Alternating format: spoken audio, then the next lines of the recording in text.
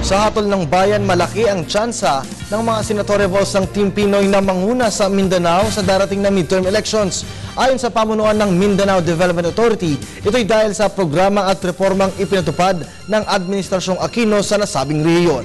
May report si Jackie Sai. Nagkaroon ng pagbabago at pagpatupad ng mga karapatan ng mga taga Mindanao dahil sa mga programa ng pamahalaan.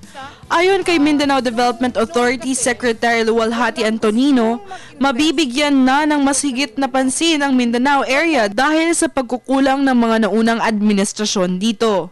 Walang nagplanong mag-invest in electricity kasi nga medyo magulo itong Mindanao. But now by 2015, ang dami kaya naming applications. It's because of the trust, again, of the investors in Mindanao. As of now, we're taking steps na ma-mitigate yung kakulangan between now and 2015.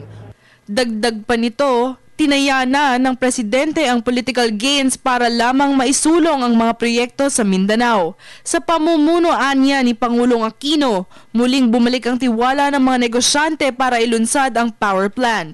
It is the only time during President Aquino's time that we are getting more than what is entitled to us. Tulad din yung Iligan